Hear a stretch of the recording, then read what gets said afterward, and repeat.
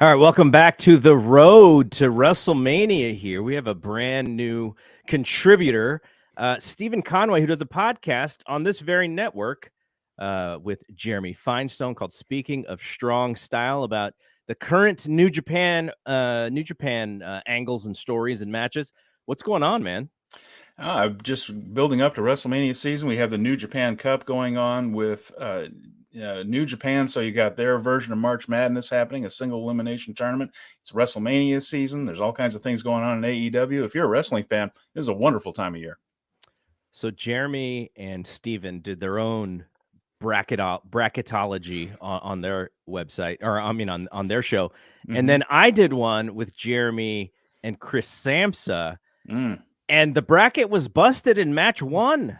Yeah. Oh, 1. Yeah. Oh, because you guys had Taichi going deep. No, actually, maybe it was match 2 then. We had ELP, El Phantasmo going all the way, and he lost in the very first round. We outsmarted ourselves. I have Naito winning the whole thing, so I'm a little nervous about it. I did have Naito in that one. Shingo going out early messed up one of my brackets, but I'm still in it for the most part. I'm feeling all right. All right, there you go. So we're going to talk about WrestleMania and the build. Now, last week we didn't have a show because it was not Double or Nothing, the AEW Revolution stuff, and so I was caught up with that.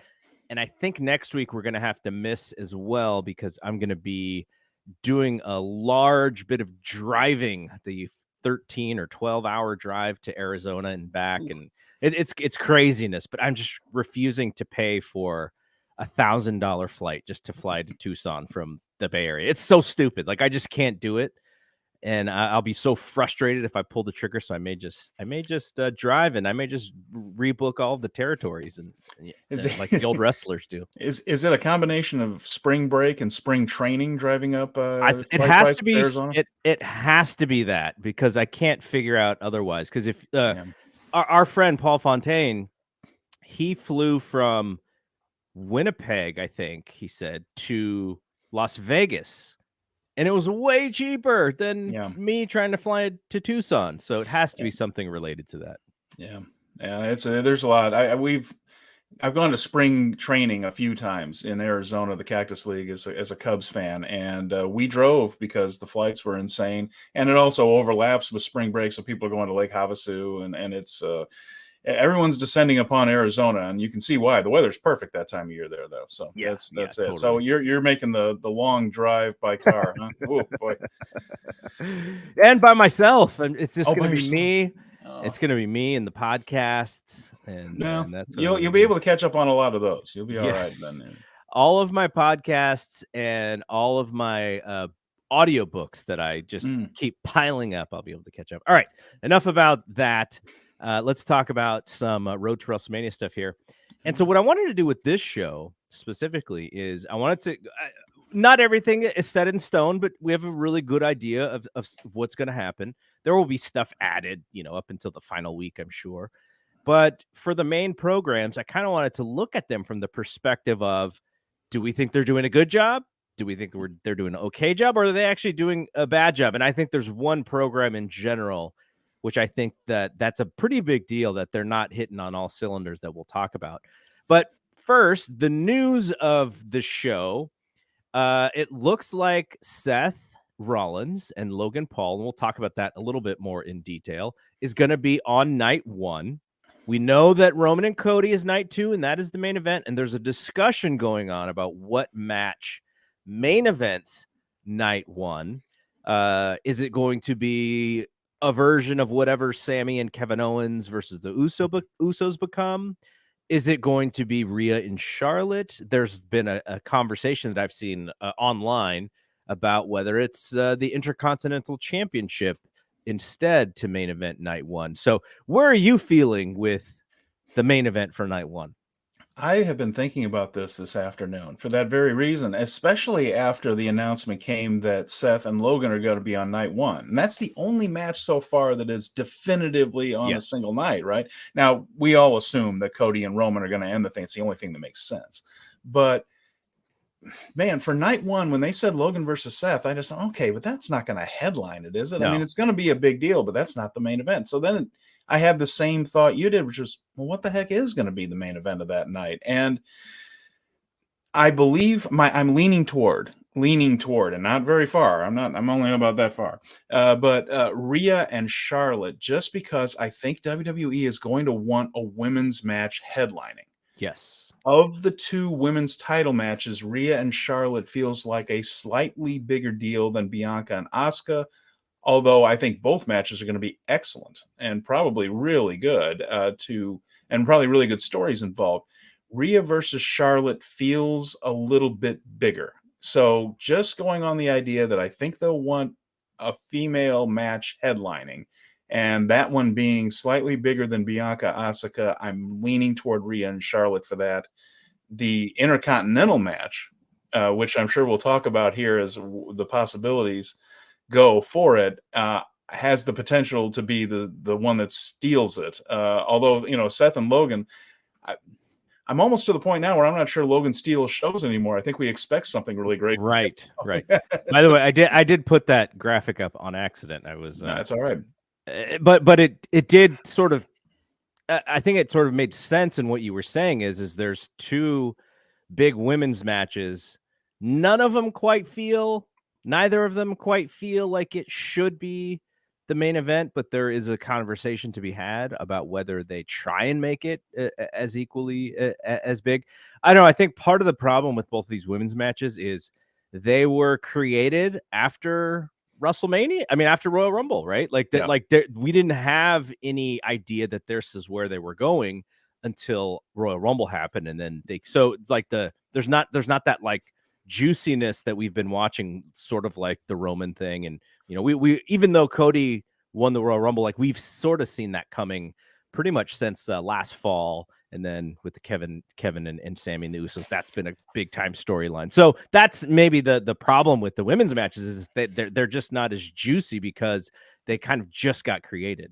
Well, they aren't feuds, are they? They're not really feuds. Right. Asuka and Bianca don't actually have a problem with each other, other than that Asuka's getting the title shot, so Bianca's wary of her. But other than that, they don't have any reason to hate one another. There isn't a mountain to overcome, so to speak. Bianca and Sasha had that whole idea of, is Bianca going to ascend to that level storyline?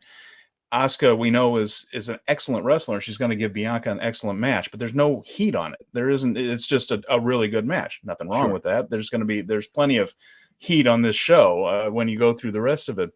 And Rhea and Charlotte is the same thing. Rhea's been feuding with Beth Phoenix more than she's been feuding with Charlotte. And when we get to this, of course, Rhea had a title match with Charlotte at WrestleMania. I believe it was in 2020. It was one of the pandemic WrestleManias, no crowd. And she tapped out to the figure 8, which at the time I thought was a mistake. And I think they have a chance to rectify that with this one. So I think the idea might be that Rhea ascends to that main event level. Charlotte is a made woman. She can lose, and it doesn't hurt her an iota. But I think if Rhea gets that big WrestleMania win, suddenly you have another woman who is perfectly capable of having great matches with multiple people, and now she will be seen as someone who's won a main event of WrestleMania and is made full. And not that she's already kind of a main event talent. Judgment Day has been some of the best stuff on the show. So I think this is an opportunity to make Rhea into something much bigger. So that's why I'm leaning toward that as the big night one match. Now, kind of to what you were just saying right now, in the past, we would have thought there was a chance for the WWE audience to maybe be a little vociferous about something that they may not be as interested in. And I think that's kind of the fear if you are to put Charlotte and Rhea on and it is cold to that audience is, well, would they outright boo it? Or would this moment that we're trying to create for Rhea, if that is where they're going, would that be ruined? But I think it's kind of with this audience now, they're generally happy with the WWE product. They're not looking to outright troll the company in instances. But I think the problem is because we've learned with this audience that when they are, whether they're really happy about something and they're going crazy for it, or they're upset and they're very loud in that way, I worry about silence, right? The main event at WrestleMania, could the silence be, somebody mentioned that Jeff Jarrett has a quote that's like, silence is like also a sound or something like that. But like that could be the case. Yeah, and I'm not too worried about these two. I think they can have a good match. I think the issue from the fans might be if Charlotte just beats her again, because I don't think Right. the fans want that. Charlotte is a tweener in a different way than most people are tweeners, in that she's never really a full babyface because the crowd never really totally warms up to her. But it's effective. It works for her. I think they are ready for Rhea, and even when you see Rhea doing things in matches, even as a heel in Judgment Day, people kind of get into it. And I think if she ends up just tapping out to the figure eight, I think that might deflate the crowd a little bit. Charlotte doesn't need a win here, and so I think that could do it. And then they could say that, well, here's the new big bad in town is Rhea Ripley. But I think the crowd would actually like that. I understand what you mean about the silence, though. That would be deadly. Yeah. But the only thing I think you could really suck the air out of the room is if it's a match that Charlotte just beats her. And I think that would just be like, oh, well, that was a lot for nothing, But I think they're going to do well. They're both terrific wrestlers. And their match a couple of years ago at WrestleMania that Charlotte won was pretty good. And Rhea's only gotten better since then. So I'm confident they're going to be able to pull something off here, but we'll see. Yeah, and I actually don't think there would be silence. You got Dom, the heat magnet, who's going to be ringside more than likely, and so it'll be fine. I was just, and this is the program that I actually wanted to talk about you, and wonder if you had the same idea, which is, to me, out of all of the big programs, it is the one that isn't working in the way that I think that they want it to work. And we can go back to Friday's promo battle with Happy Face Charlotte and Rhea, and it just this could simply be me. It seems like Charlotte is really disinterested in whatever they're trying to present. Might tell you what the result's probably going to be, but the thing, no, you're right. That part, but shouldn't she be shouldn't they be telling her, like, look, you gotta help us. You should be in the main event here. If you sell this a little bit more, then maybe it could be, but I don't know if it can be because of how just boring this program feels. An indifferent approach has been Charlotte's Achilles heel in her career so far. Especially as a babyface, she always comes off a little bit snotty and a little bit arrogant, even when she's not trying to, even when she's trying to be a babyface. So when she's in with a very charismatic heel, it really kind of flips the script on it. People don't just get behind Charlotte as, oh, that's our girl. It doesn't really happen like that, does it, with her? Certainly not like it does with Bianca or Becky or any of the other big baby faces. People tend to just be like, she's still kind of a jerk. And so it's troubling when she goes out there and she's in with a heel and she acts heel-ish, which is kind of her go-to move right there. I don't know if she just doesn't have that babyface gene in her the way that some people do, but when she does that, it does suck the air out of the angle, because Rhea's not trying to get cheers and Charlotte's not really doing things to get them, so there aren't any. And the fans are just kind of sitting there saying, well, here's two people we don't particularly care for about to fight each other. And it does make for a bit of a quiet room right there. And they might have a good match, but yeah, you're right. The Charlotte's not helping things with that attitude. She just doesn't have that babyface thing. She always acts a little arrogant and above the audience. She doesn't talk to the fans. She always talks down to them, even as a babyface. And it's her one big Achilles heel when she's in a situation like this, especially with a charismatic heel, and she's in with one. And I don't know if Adam Pearce is a good person to play the character off. She is constantly with Pearce. Mm-hmm. And trying to, I guess, because most of what Adam Pearce does these days is deal with people who don't like him. And so maybe she's comes across as the person who does like him. So that makes her a baby. I find that pairing to be very weird.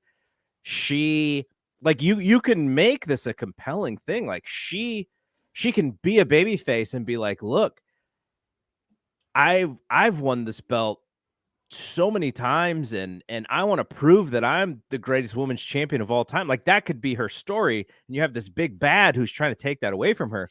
I don't really know what her story is. Like, does she Yeah. have a reason other than that Rhea called her out? Like, she doesn't have a reason to feud or to be in this match, it feels like.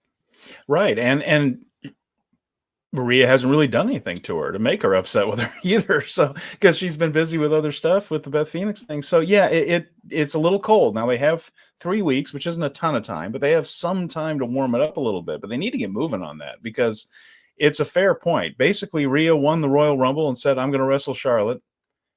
And about a month and a half later, we're still at that point in the story.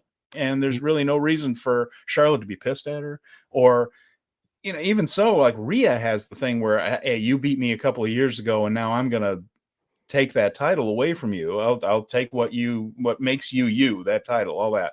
But Charlotte is still approaching this like it's another title defense. Like this could be, this could be any pay-per-view, really. But certainly Charlotte isn't doing anything to make it feel like it's the biggest match of the year for her. But you got 3 weeks. Maybe they'll get to it. I'm hoping they do. They have some time. I think ultimately the question that I would ask if I was helping out Triple H on this or working with the team is, what is the purpose? Because if you have a purpose, then you can write the path to the match and have the reasons and then whatever happens after. It just doesn't feel like they have a purpose, I think. Yeah, certainly not from Charlotte's angle. It just doesn't feel like she's approaching it like I got a title defense, so I'll show up. And your co-host is a little bit more sharp in his criticism than we are. He says Charlotte is outright torching this feud. That's from Jay. Yeah. So they got 3 weeks. Maybe Rhea will do something to her that'll put some sympathy on Charlotte, but that's a challenge. People getting sympathy on Charlotte is hard. Just with her approach, it's a challenge. So we also have recently made, which is a match between John Cena and Austin Theory, and my worry about it's not even a worry, but I didn't want to necessarily see John Cena in a match for the U.S. title. It's sort of beneath him, and it didn't feel like it needed to be a part of this story, and so that's really the only flaw to me. But what did you think of their promo? It wasn't even a battle; it was a massacre. With John Cena and Austin Theory on Raw, he brutalized this poor guy. This feels so forced. And in the same way that they're trying to, no, not the same way. The way they're trying to get us to care about Charlotte and Rhea, maybe they have something planned, but this feels really forced. Austin Theory seems to have a hold over the office that is a little bit difficult for me to understand. He's fine. He looks good. He's got a good build. He doesn't have a great build. He wrestles well. He doesn't wrestle great. He talks fine. He doesn't talk. He's not a great talker. Yet they seem to think that this guy, the sun rises and sets in his trunks. And I'm just trying to figure out why. So now they've tried everything, right? We'll put the U.S. title on him, but not in a real strong way. But we'll put the U.S. title on him. Maybe that'll get the fans to give a crap. But Cena was the voice of the fans here. It's just like, frankly, Austin, no one cares about you. I don't want to wrestle you. And he was right. We don't really care. We don't really want to see this. But they're going to force this thing where, I mean, was that the most painful thing? Like Cena was just looking for a reason to say yes to this match. And he said, well, I can't let the people down. The fans were just like, you could fight somebody else. Yeah. like, oh, it doesn't have to be Austin. No, you're fine, John. Don't worry about it. No, you're good. Like maybe somebody else, like Lashley. We'd rather see that than the Fiend. Do that. Well, that was me. But the whole thing, it just felt really forced. And Cena said the quiet part loud in WWE land, which is, Paul thinks you're great, and Vince apparently thought you were great, but those are the two. But it's 2-0 when it comes to voting, right? But it's it just feels very forced, and I can't imagine how forced it's going to look when Cena loses to this guy, which I'm assuming he is. I don't know why you do this match if you're not putting Theory over. I guess unless you're giving up on Theory, and then you just have Cena get the win at WrestleMania to give the crowd something. But I don't think they're giving up on him. I don't think so either. I think this is supposed to be his ascension. Right. It's not going to work, is it? It's not going to work. I don't think it's going to work. Here's the only thing that I can think about, which is John Cena is only doing one TV, and they wanted him to get so over on Austin Theory that the next 3 weeks, it's just Austin Theory just going off on this dude and making fun of this dude and coming out and fooling the fans like they often do and dressed like John Cena and that whole thing. And maybe they think that if we're only going to get Cena for one night, him actually being the aggressor and doing his John Cena shtick is what the fans would want on that one night. The fans don't want to see Austin Theory beat up John Cena and leave him laying, because that's not sort of a happy ending to the story or to the part of the story that they're seeing right now. So that's the only thing I can think of. Certainly not in Boston. Right. That would have taken the air out of that entire show if they'd have done that. The fans would have just rolled their eyes. So at least Paul is smart enough to understand that. I think Vince probably would have done it. God knows he loved embarrassing people in their hometowns. But at least that's tapered off a little bit. It's not gone, but it tapered off a little bit. But yeah, you're right. I think that's one of the things that they felt like, well, we got John, so we'll just get John over, and then Theory can just take shots at him until the meet. It's still not going to make people care about this. And when they have the match will be fine.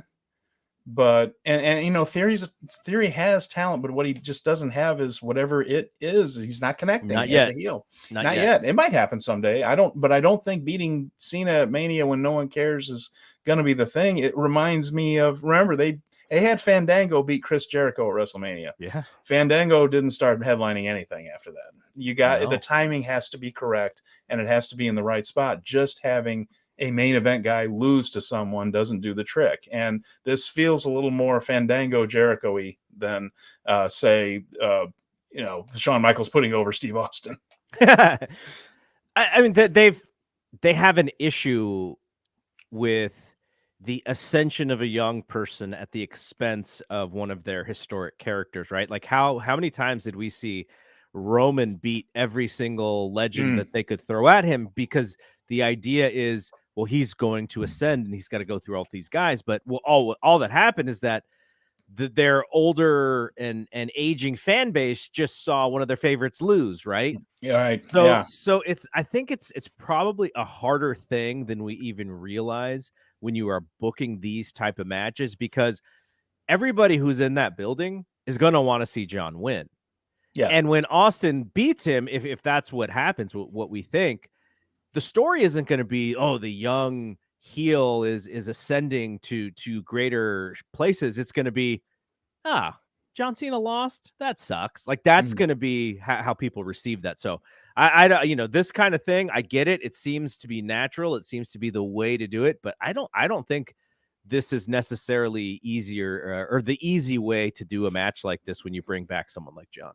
No, Theory has to find an opponent that brings out the best in him that the crowd cares about, that is a little bit more current and can bring him up within the context of the show. Because the other thing is, he can beat Cena and it's not a feud. It's one win and then Cena's gone again for another few months. It's the way these days. I think he needs to find a rival that can push him and have good matches, and maybe then people will start to pick it up. But no, I don't.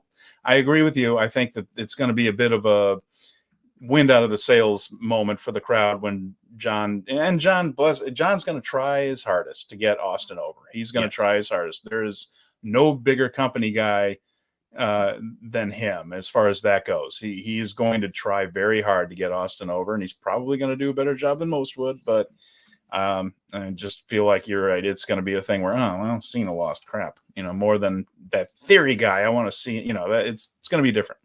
So Jeremy wonders if maybe they're not telling that story. Maybe Theory is supposed to lose. Or he says this is the story that Austin Theory completely beats his ass, or are they kind of try to go SummerSlam on him like when Brock Lesnar just murdered John Cena in the middle of the ring. Maybe that's how they're going to try to get him over. I don't feel like that's going to happen. I think Cena will get his shit in, as they say. Okay. I read that as Jeremy going, is the story that Austin is supposed to win, or maybe it should be Cena. Maybe Cena should win this match. I don't know. I wouldn't have a problem with it. The only thing is, what do you do with him with the U.S. title? That's maybe you ice the belt, but that belt is better. That belt is been it's probably in better shape than it's been in a little while. So I actually like what they're doing there. No, I like it, especially with a transcendent champion in Roman and then maybe Cody, whoever it is after Mania. I like the idea of the world heavyweight champion being over both shows, whereas the Intercontinental title on Fridays and the U.S. title on Mondays is sort of the week-to-week belt that's up for grabs a lot. I think that dynamic works too. So for that reason, I would like to see the U.S. title stay active. So, all right, I jumped the gun on this one, but that's all right. Asuka and Bianca. If Charlotte and Rhea feels like the bigger match, but it also at the same time, as we just said, it feels flat. I don't think this one feels much bigger. Or let me take that back. It doesn't feel bigger, but I don't know if the story that they're telling is much better. It's probably a little bit better, but the story, I mean, they're retelling a version of an Asuka story in that she's unpredictable and she has the stuff coming out of her mouth, and I think it's fine. Yeah, but I really love both of these women, and I think it should be better than what they've done so far. Yeah, again, it goes to the Rhea Charlotte thing. It's like, why are these two people wrestling each other at WrestleMania? Well, because Asuka won a match where you get to wrestle the champion.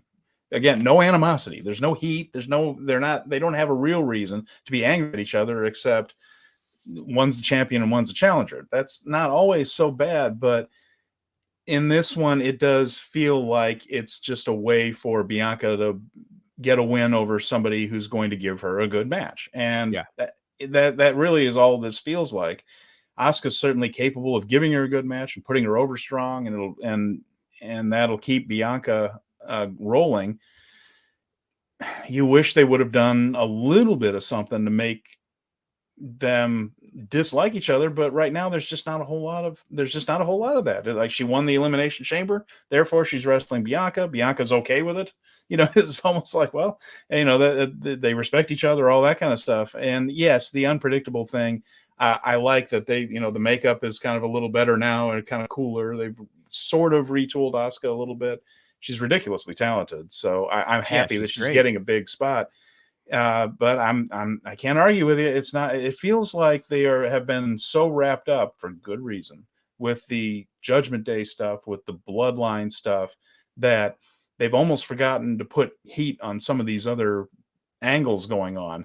And this is one that they seem to have just said, well, we've got a good match for these two. They'll go out there and give us 15 minutes. It'll be terrific. They're good over there. And it doesn't feel like they've been thinking about it much since Elimination Chamber.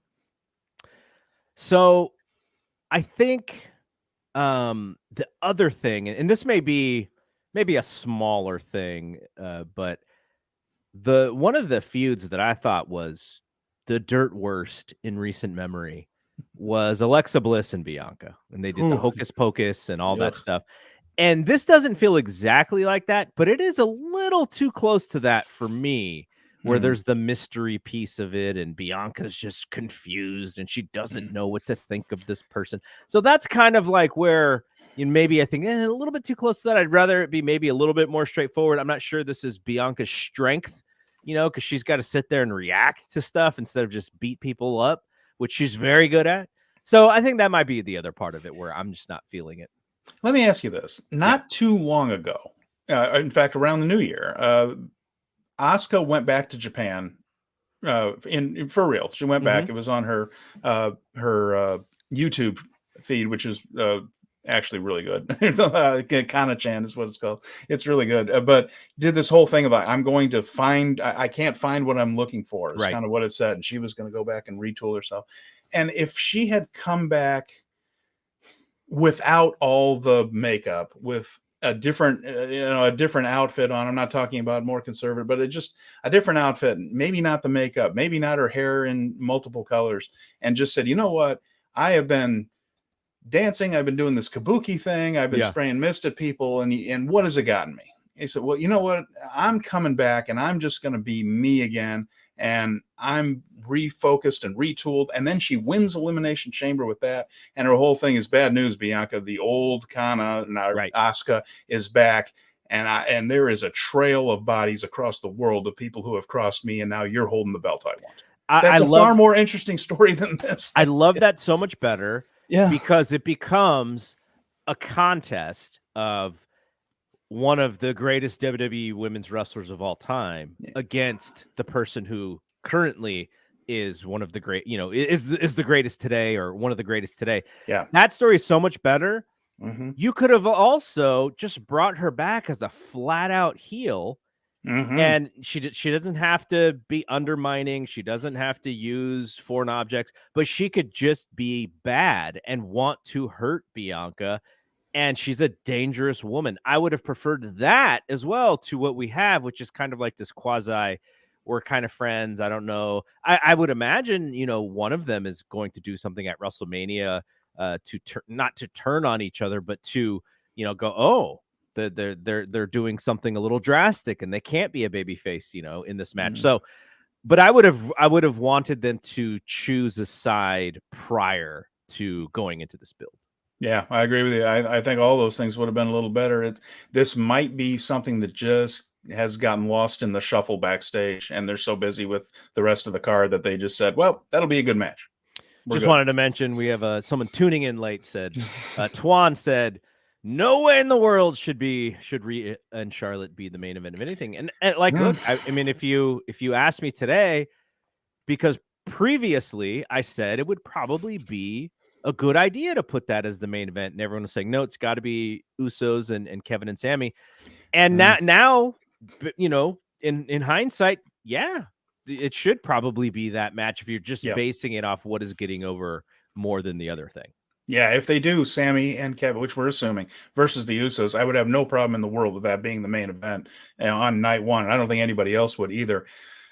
We're in a very politically correct era in a weird way in WWE, and I still think they're going to bend over backwards to try to get a women's match as a headliner. They love that.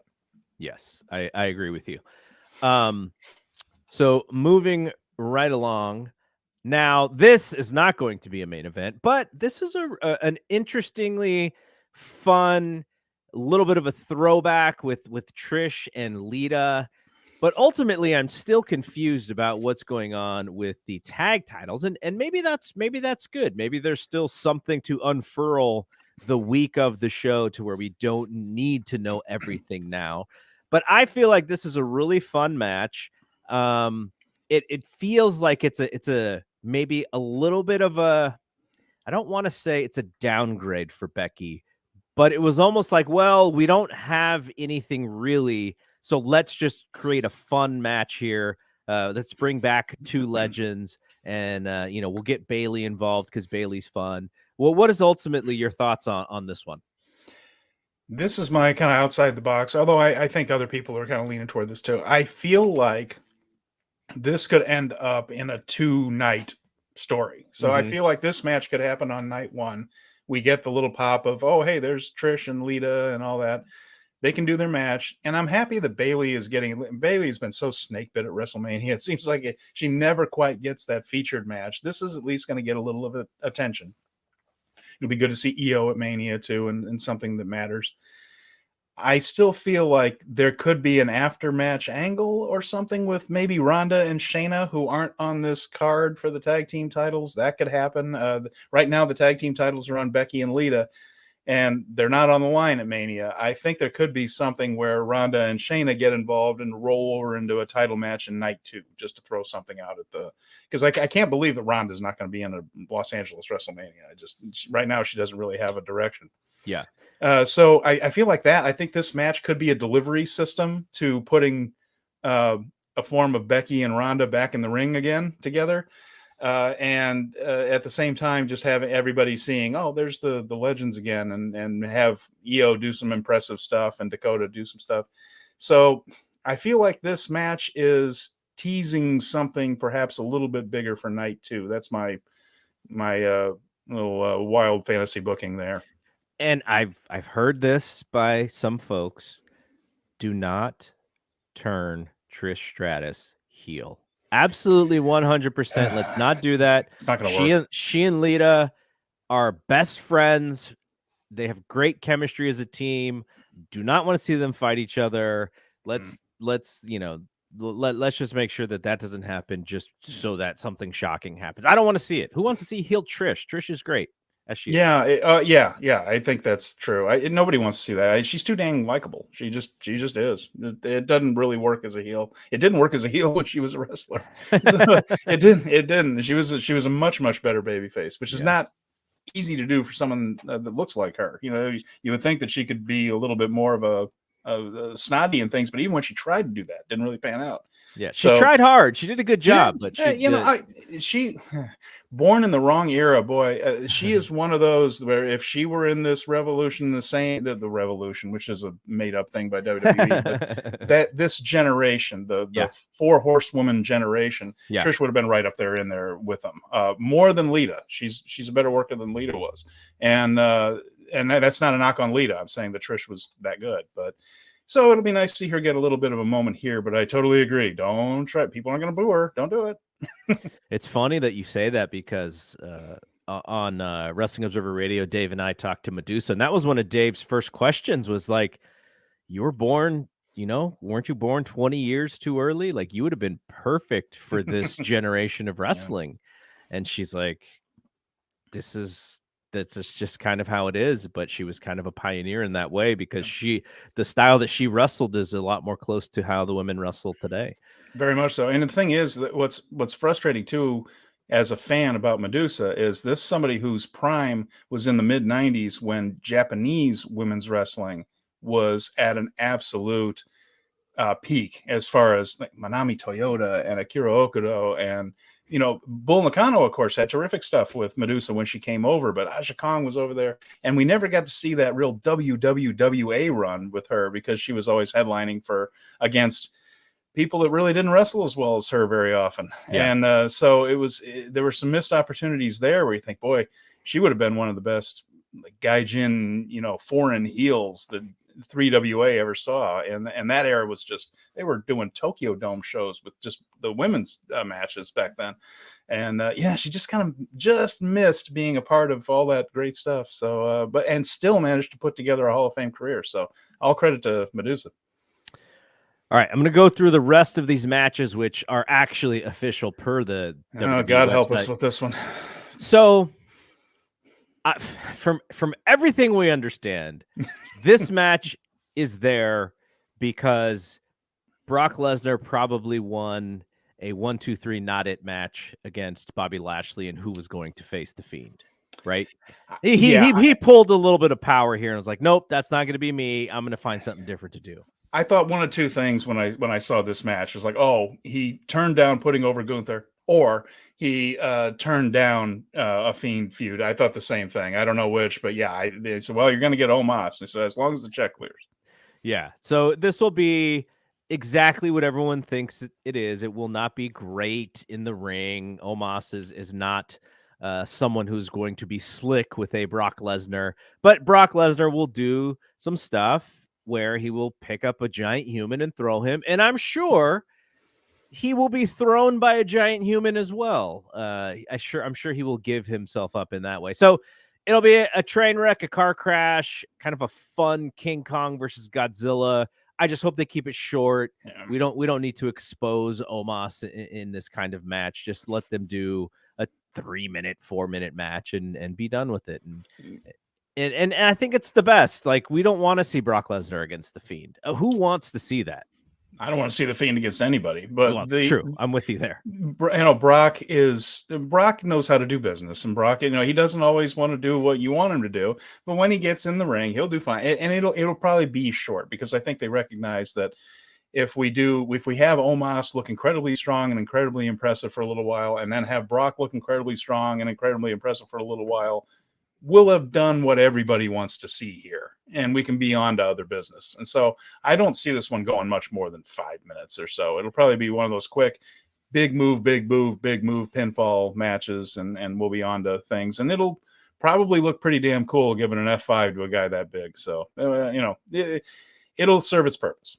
And the other thing that I enjoy about it is, and I hope they do more of this, which is, I thought Brock Lesnar and MVP in a segment on Raw together were amazing. I think MVP is very underrated in his role. I want to see more Absolutely. of him on TV. And we got to see Moonshine Brock with the flask. Like, I'm all for that character. That character is very entertaining to me. So more of that, and ultimately the match will be secondary to me. To me, the main event is MVP and Brock just talking smack. There you go. Okay, so we kind of mentioned this one a little bit, but it is has been made official. Seth and Logan.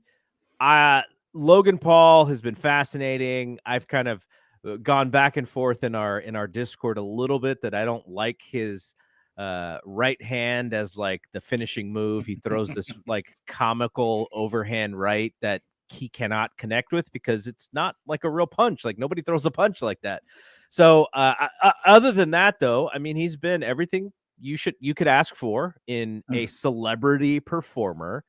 Seth Rollins is the absolute 100% perfect opponent for a cocky celebrity performer who's very athletic. Seth will make this match mean a lot. Seth also knows that this dude wrestled Roman and he held his own, and I'm sure he took some stuff from that match to go, oh, he can do that. Okay, well, let's now do this. And I don't think Seth gets enough credit for being the wrestler that he is because he does wrestle WWE style, right? He sure does. It's what he has to do in his job. If he It decided to leave and go to a different place, I'm sure he could also wrestle a couple of different styles. If that was his goal. His goal is to be a WWE entertainer and superstar. But I think he's brilliant in that way in what he does, and he'll never get the credit from like the hardcore wrestling fans. I don't think, but perfect for this kind of match, and he's such a valuable performer. But do you feel the hype for this? I'm not even sure what story they're telling other than both guys are just getting under each other's skin.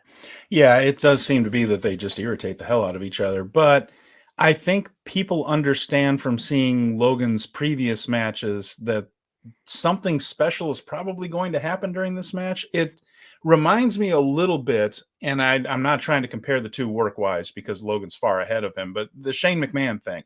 When Shane McMahon was going to wrestle, you knew, well, he's going to fall off of something extraordinarily tall, or he's going to be thrown through something extraordinarily hard. It was going to be something that you remembered afterwards, like, oh, that guy was, what a shot he took, or what a fall he took, or something. Logan's a little bit different. I'm not saying he's that. What I mean is we've seen so many things where Logan does something incredible, like the spot with Ricochet at the Rumble, or taking a picture of himself and diving onto to the announced from the ring post. He has such an aptitude for pro wrestling. Like he's really, really good at it. His matches are terrific. I think the fans have picked up that something very interesting and innovative is going to happen when he wrestles. And they also know that Seth, like you said, is the perfect delivery system for that. He's just the guy you need because he can do so many things in there. And he can just be in position to get everything right. And so I think with that, there's a bit of an anticipation that something interesting is going to happen in this match. At least the match will be entertaining. And, Seth has a way of getting under the skin of the people that he works with in the storyline because of the way he can talk. And Logan, of course, has an entire persona based on people wanting to smack him in the face. So yeah, it's going to work. I think that it'll have some heat, and I think it's going to be one of those matches where everybody's just waiting for the big spots to happen because they're coming, just not exactly sure what it's going to be. Absolutely. Okay, so for the matches that don't quite yet have the and we'll get to the final the big matches at the end here in a second, but I just want to mention some of the other things that are at least not official according to WWE. We talked about Bobby Lashley, and Bray Wyatt. I hate the Bray Wyatt stuff. I hate the making fun of Lashley for working like that. I just don't know who that stuff is for. According to those in the know, it'll make sense when we get there, but I've sort of heard that a lot about Bray, and I just don't find any of it all that entertaining, but there may be and look, if people like this stuff, I want to hear from them because I want to try and understand what it is that they enjoy, because I'm seeing a lot of goofy nonsense and sort of making fun of wrestling a little bit, and maybe I'm misreading that. So if you have, shoot me a note and let me know, man. I have a question for you on this one, Garrett. Just from what you understand, is because you're in the business end of this a little bit more than I am, is he still selling tons of merchandise? I've asked this question, and somebody said yes, that he was T-shirts and such. So that's different than being over. But it's, I don't understand this either. And I always said that, and I mentioned this on the Wrap, the podcast that Keela Cash and Scott Young do on our podcast network. New episode will be out tomorrow morning. Yeah, there's some synergy for you. How about that? But I just said this is an utter in-ring mediocrity that is disguising it by going on constant shopping sprees at a Spirit Halloween store. Yeah. And it just drives me crazy. And it never pays off. It never pays off because he's not capable in the ring of doing so. He's slow. He's boring. His matches are plodding. And so after all of this endless hype where we get these stupid, cryptic promos that never make sense and never go anywhere, then we get a boring, plodding, slow match. And it's just an endless cycle of this. This isn't going to be different. Lashley is a talented dude, but even he, if Daniel Bryan couldn't do it, Bryan Danielson, Daniel Bryan, if he can't do it, we can't ask Bobby Lashley to do it. And so we're stuck with this stuff. But if he's selling T-shirts, I guess that's the answer as to why he's featured so heavily. Did you enjoy the first version of the Bray Wyatt character in the Wyatt family? Yes, I sure did too. I really liked it. The little weird swamp cult leader dude. Yep, absolutely. I liked it. I understand that it was especially because he had Luke Harper, right? He had one. Yeah. He had a terrific. He and Rowan were an underrated tag team, by the way. Yeah. If you want to go back and see some great tag team matches from many years ago now, I'm going to date myself, but that rivalry between Rowan and Harper against the Usos for the tag team titles, those were great matches. Those were really good matches.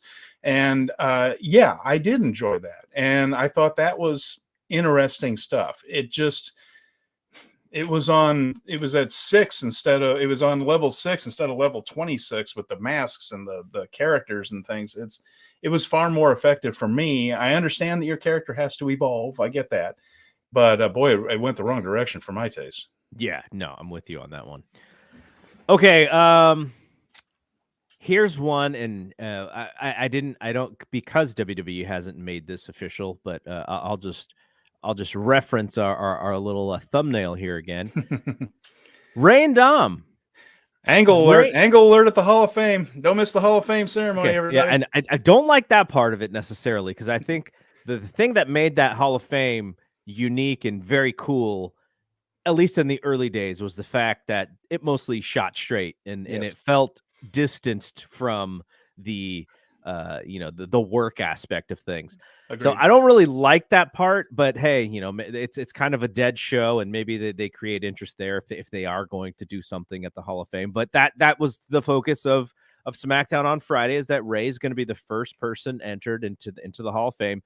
And Dom said, "Hey, you got what you wanted. You're a Hall of Famer, but you weren't a Hall of Fame dad." And this whole storyline has been building and building and building. Having Judgment Day involved has been great. Having Rhea involved has been great. And they've been slow playing it, right? It's been, Ray has been pie-faced how many times now? And it's just, they're taking their time with it, probably because of what you said at the Hall of Fame is where they'll finally, etch it in stone. But to me, now I'm not saying they should do this, and maybe this feud is really going to climax elsewhere.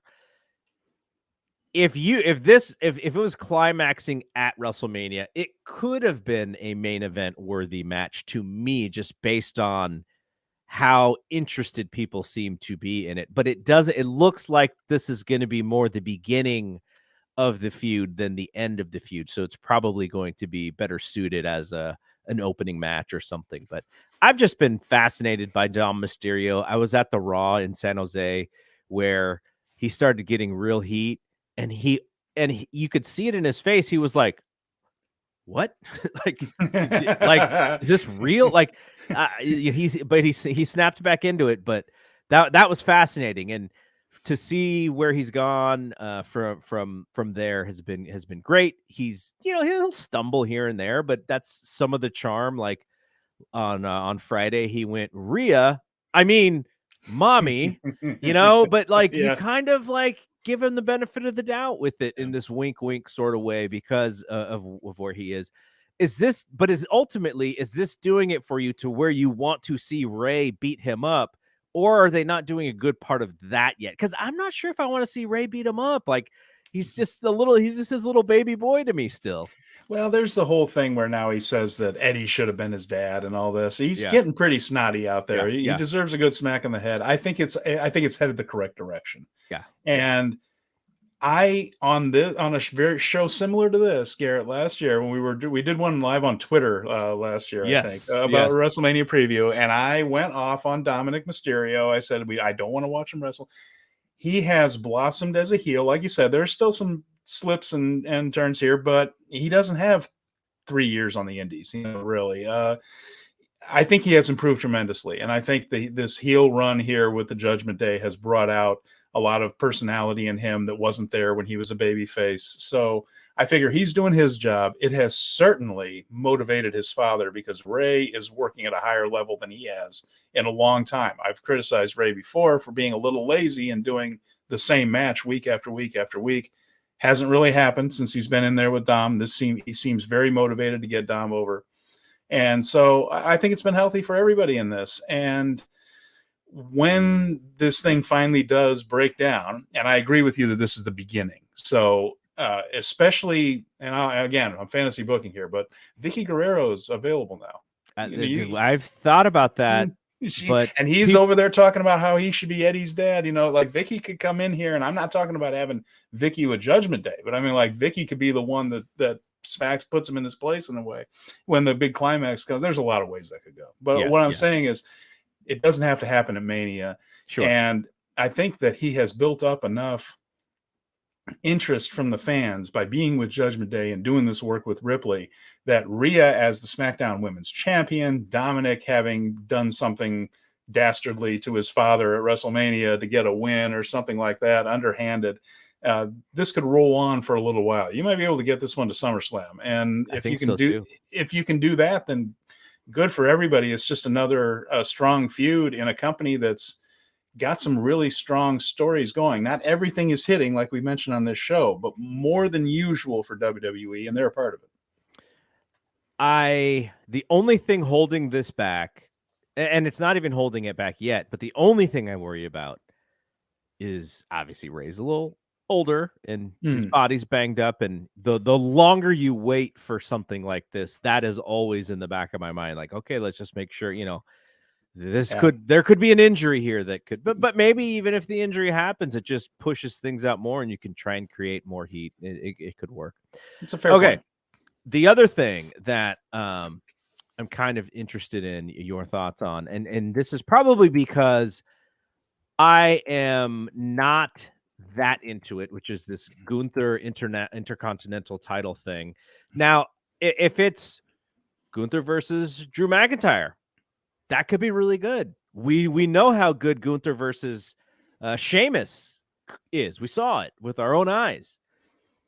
In a 3-way, I'm less interested, but some of that is in the storytelling they're doing. Now, I think most people let WWE get away with this because that's just how they've always done it, and we know that they're going to pay off the storytelling in some way. But they had this qualifier match on Friday. It was a 5-man match. Winner gets the Intercontinental title match, and it ends in confusion. So instead of setting the tone for what this match is supposed to be, I think we all think it's going to be this triple threat. Instead of saying, okay, it's going to be a triple threat, now we still have to figure that out. Like, I came out of that segment going like, get on with it already. Like, Yeah, just announce it. You've been building it up and building it up and building it up, and I got to deal with LA Knight and his shenanigans involved here, and I got to deal with Karrion Kross and his Oof. boringness. And it's Oof. just like, okay, now we get to this spot, and then of course, oh, double pin. What does that mean? Oh, angry guys. And I'm just like, okay, like I get it. This is how you do things sometimes, but I think that is pulling back my interest in what should be a pretty damn good match, of either of those three mixed together in some way. It's difficult for me to add to that because it is my sentiments exactly. This should be a match that we're all looking forward to. Whether it's Drew McIntyre, they could go back to Sheamus. I'm not going to complain about watching that one again on a big stage after seeing it in Cardiff, But if it's Drew against Gunther, that'll be fabulous too. Gunther can have a good match with just about everybody, and he can have a great match if somebody is capable of it. And both of those guys are. It just feels like a very clunky way to get to this three-way and very contrived when they could have just gone right to it if you wanted to do that. We saw that thing with Sheamus and Cardiff, and it was great. I don't know if he needs to be in there. Drew and Gunther's fine. I don't even care who goes over in that match. Actually, I would be just fine if Gunther got the win. It's three ways get clunky, and you have the whole thing now where Sheamus, for the approximately 18th time in his career, is fighting with somebody until he respects them and then teams with them, which seems to be the only thing they can think of for the guy. But he's doing that with Drew. So now I guess there's going to be tension with Drew, and we're going to drag it off. But the match will probably be fine. A three-way, I like three ways less than I do one-on-one matches. Because there's usually some sort of silliness involved with it, and it doesn't quite mesh to me anyway. That's my subjective opinion. I'd rather just see any combination of those three wrestle each other one-on-one. They'll probably have a terrific match. I don't know why we need to overcomplicate it, but that overcomplicating is what WWE does a lot. Okay, the other one before we get to the big one is, or the big two, is Edge and Finn Balor in some form or fashion. Yeah, this is another one where I'm like, can we just figure out what's going on here? Because this has been so stretched out, and I know it was supposed to happen prior, and there have been difficulties in the booking because of Edge's schedule and such. But I am not as I would say every week I am less interested in Edge versus Finn, and that's not that should not be the case with what is a big match, which should be very good as well. I am less of an Edge fan than most. And this goes back to when he was the rated R superstar and a main eventer, and I just didn't quite see him like that. And now that he's back here, I feel like most of his promos bore the living hell out of me for the most part. Yes. I feel like they sound very phony. I just remember like there was something after people keep breaking into the poor guy's house, but there was somebody in his house or whatever the hell it was. And, like, you sat where my children break bread. I'm like, no one talks like that, you doofus. And there's just everything with Edge just feels very contrived to me. And that the ridiculous heel turn he did for about 20 minutes last year and didn't work. And it's just a little bit like this whole run since he came back was a big pop, and then it's been a lot of not so great. He's had some good matches. That's fine. There are 20 people on this roster that can have good matches. And I just don't know if we need more of this. So, we're going to get more of it, though. And it'll be fine. It'll be a good match because Finn's very good and Edge is a capable wrestler. But I'm not particularly into it. I'm not particularly into Edge. If he wanted to go back to acting, good luck to him. I would be fine with that. Can we get him in the next Fast and Furious? By the way, there you go. Fast and Furious 11. There you go. Do that. So you and I feel the same about Edge. I respect the hell out of him. I vote for him in the Wrestling Observer Hall of Fame every year because I think his resume is absolutely terrific. I'm just tired of the old man yelling at children from his lawn. He and Christian do the exact same gimmick. Yeah. They use the exact same language with it being about grit. The grit couple was the corniest thing I've heard all year long in professional wrestling with him and his wife is doing a great job though. Beth was awesome. I'm like, how about we have more Beth and less Yeah. Edge, and I'll be Yes. good. And she was a great commentator too. It kills me that she left She was really good on NXT as a commentator. Yeah. So more Beth, less Edge. Yeah. So I'm with you. I'm with you on this. Okay. Now we get to the two big bads here. All right, here we go. We have the Usos and Sammy and Kevin. And what we saw on Monday was finally they pulled the trigger. Jey Uso turned on Sami Zayn. He did the look back at his brother, and he finally came to the conclusion of what he needed to do. And then on SmackDown, I thought Jay's promo was so great. It was so different, and I was like uncomfortable because this wasn't he was a normal. Right. Yeah, it's not a normal WWE promo where the person gets in the center of the ring, looks at the hard cam, and just cuts like this soliloquy. He was pacing. He was anxious. He was uncomfortable. And ultimately, his out of saying, well, what else could I have done? He's my brother. That was already determined for me. Gives him an out to say, maybe that's not what I wanted to do, but it's what I had to do. And I love that part of the story. Absolutely. Yeah. So yeah, go for it. Well, I totally agree that this entire angle has been one of the best things that's been in WWE in years and years. And it shortchanges it by calling it an angle. This program, it's an actual full on, multiple year thing going back to, is Paul on Brock's side or Roman's side? And then the Sami Zayn thing. This whole thing with the bloodline's been wonderful for a long time. Gee, what's the common denominator and all that, Paul? But the moving from that, Jey was fantastic because sometimes the best heel work, and you got to get it right, but sometimes the best heel work is when the heel is right. Like when he's like saying, what am I supposed to do? And just like looking at the crowd and saying, what would you have done? What would you have done? And he was almost daring the crowd to look him in the eye and say, I'd have turned my back on my entire family. Yeah, that's what I would have done. He was almost daring him to say that. Yeah. It works so well. And, Jimmy has been wonderful through this whole thing. Jay's thing was great. When that moment comes, and there's when, not an if, Kevin and Sammy reunite and take on the Usos, they absolutely should win. They should take those titles they should be the ones.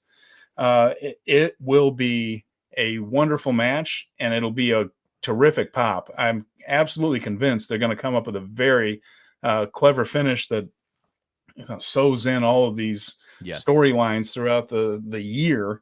And I just can't wait. I'm itching for it. And I'm okay with them dangling this in front of us because each week these chapters have been so good that I'm confident in it. And I'm more confident in this storyline than I am in almost any WWE storyline I could think of. I'm confident they're going to deliver on this. And not just the match, I mean the story. And so totally. And Jay and Jimmy have been terrific. God knows Sammy is an MVP of the company. Kevin's great. When this all comes together, can't wait. Looking forward to seeing the moment. Okay, because it leads us to this match now.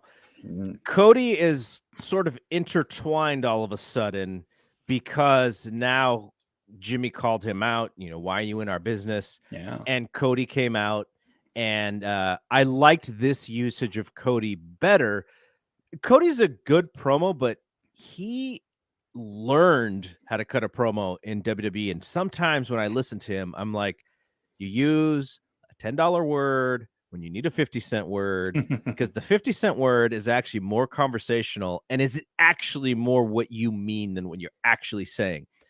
I thought last week's promo was not great because of that reason. He needs to connect with an audience, not cut this promo that people are going like, what is he even saying? So I thought that was a miss, but I liked this better on Friday when he's just like, you know what?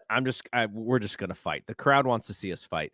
And then Sammy came in and he came in and they kind of went around the building. That was hot because what it made you want to see is if they announced on SmackDown, Sami Zayn and Cody versus the Usos, or if this is on Raw or whenever, maybe the go home show, that's when Roman comes out. And that's when you leave Cody laying.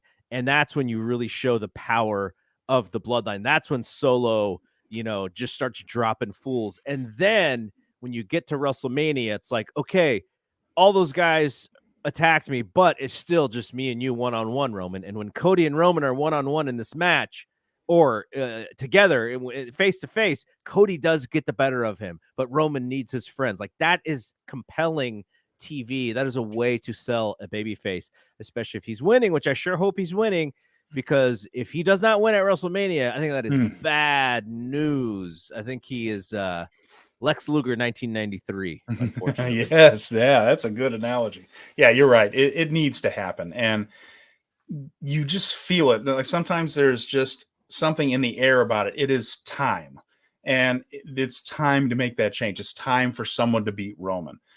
He's basically cleaned out the division, and to use a boxing term, there is nobody else. Like, and seriously, if he beats Roman, then who the hell does? Who the hell ever will?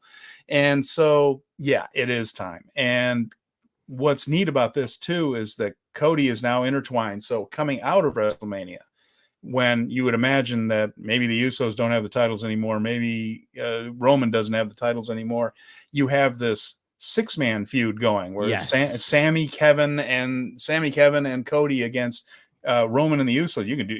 I'll tell you what, that'll sell some tickets at house shows. Love it. And you could even take that to the next pay-per-view. That could be the main event of the next pay-per-view. You don't have to have the belts on the line. You can stretch this out a little bit with that, and that'll have interest. And Cody is sort of doing the old Dusty thing in a lot of ways. Of course, this story is all about winning the title that his father never quite could. Yes.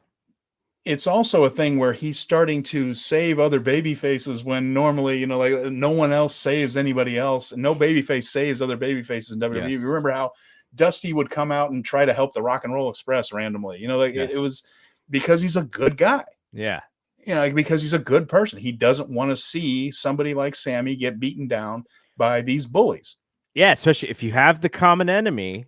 Yeah, the enemy. You don't want to see that, my friend. Yeah, you don't want to see that enemy do what they've done to you to anybody else. Yes. They're dastardly. You want to stop them. It makes sense. Everybody is behaving logically, including the heels in this. Roman is sweating. This has planted seeds of doubt in Roman and the loyalty of his family. It's planted seeds of doubt that Paul Heyman is the guy that can bring it all together. Yes, Jay and Jimmy have repledged their loyalty, but does Roman fully believe it? We don't know. But everyone's behaving logically. I said that promo there. Like, what would you have done? It all works. And Cody's behaving like a good guy who sees his enemies doing this to other people. It's working. It's one of the best things WWE's done in years, and it can go on for a few more months and still have steam on it, because if the bloodline gets knocked down, they're not the type, the storyline is they're not going to be the type that goes away. They're going to try to get back, and it can roll on after that. So hitting on all cylinders, this one. I'm really happy with what they're doing. How much AEW do you watch? Don't worry, I'll connect this conversation. Okay, I wasn't looking for that one, but I will admit that with all of the New Japan shows, and there are a lot of New Japan Cup shows, and all the WWE stuff, because I knew I was doing this, and I do the wrap every once in a while, so I am a few weeks behind. I think like 4 weeks behind on Dynamite and Rampage. I'm trying to catch up. But boy, these shows. And now Scott Edwards made me a Stardom fan. So I saw that. You were on his show. I'm a nut for that stuff now. It's out of control, Garrett. I'm going to have to stop sleeping. But the main thing is I am a little bit behind. So I'm curious to see how you're going to link this up, because I understand that AEW is, Go ahead. Okay, so the reason is because being that you watch a wide scope of things, what you usually see is that creatively, maybe in the ring, WrestleMania is not what you're looking for when you are like an in the ring hardcore wrestling fan, right? You watch New Japan, and a big Tokyo Dome show in the ring is going to destroy almost every show. AEW Revolution in the ring, fantastic. If that's what you're looking for. WrestleMania is less that. It is more the bigness of the show. But over the last few years, they've definitely improved the in-ring on these big matches. You may not get the outcomes that you're always looking for, but the actual work, the guys work a lot harder. I think the expectation is just a lot higher. And I think a lot of that is thanks to both New Japan and AEW, because they're like, oh, they're kind of gaining a little bit here. Now we have to improve these things. So all of that being said, when it comes to WWE, what are you looking for? Are you looking for them to be as up on the in-ring as some of these others, or are you looking at that pomp and circumstance and that total big show atmosphere kind of thing? Nobody does production better than WWE, so I love that aspect of it. The building is going to look great. The show is going to feel like the biggest thing in the world while you're in it. And I go back to night one of WrestleMania last year when they combined all that, and they actually put a night of WrestleMania in the conversation. Didn't win, in the conversation as one of the best shows of the year. Yeah. And that doesn't usually happen with WWE. Yeah. People tend to leave them out, and they've deserved it a lot of times. And a lot of times the in-ring product isn't there. But you look, Roman and Cody going to be terrific. Sami Zayn and the Usos going to be terrific. The two women's matches will at least be good wrestling matches. Seth and Logan, probably something exciting. And you've also seen them put extra effort into things lower down on the card to make them entertaining, whether it works or not, like the Johnny Knoxville thing, which I actually, on upset of the year, I enjoyed last year. There's going to be stuff like that. Brock and Omos, they're going to work hard to find something really impressive for these guys to do. Yeah. So, yeah, there is a thing that they have been pushed. I think the guys in WWE are watching these. I know they're watching the Wrestle Kingdoms. They're watching Revolution and All Out and things, and I think they're a little bit tired of being the guys that don't wrestle. Right. You know, now that I think of it, also what helped raise their game was their own little boutique company was kicking their butt in NXT back then, right? So that was also something where they're sort of making them raise their game. Hey, this was awesome. I'm so glad you were able to jump on. I know life has been really busy for you as well, and I hope that you're doing well and your family is doing well and everything. Thank you. I know you and Jeremy will be back this week to do another show, so people can tune in. Speaking of strong style, that you guys that show is starting to pick up from the perspective of like New Japan fans. There's a certain quality to the New Japan. The folks who follow that stuff really, really closely, there's a quality to those fans that I'm so impressed by. And I'm starting to see Jeremy kind of take on that label of being real. You have to the way you're following wrestling is a little bit different than following some of this other stuff. So that show is really taking off in that way, and it's really fun to see. So I'm glad you guys are having fun with it. Well, thank you. I appreciate that a lot. We love doing it. Jeremy and I are having a blast, and we love interacting with the folks that are watching on YouTube and then getting the comments afterwards. It is a different thing, and the New Japan fans are pretty sharp when it comes to that. It's very different because the stories are told in the ring. There are very few talking segments and no skits really. So it's a very different product. I still enjoy the North American product a lot. I mean, obviously I'm here, I'm watching all this stuff too, but it is very different, and it's a different presentation of wrestling, and boy, the in-ring product is wonderful. So like I said, very, very busy, but boy, it's been a great time to be a wrestling fan. There's just so much good stuff, and really enjoying it. And it's been a pleasure to come here and talk WrestleMania with you, because I think this show can be very, very exciting. Awesome. Looking forward to it. And we'll have more stuff. Like you said, you're on the wrap often as well, talking WWE. So if you want to hear more of Steven, check out the Fight Game Media Network, and then also on our YouTube channel with Jeremy. And from time to time, you guys also came on the Fight Game podcast at one point too. So lots of stuff going on. And again, thank you, Steven, for hanging out. For Steven, I'm Double G. We will see you when we see you. Peace out.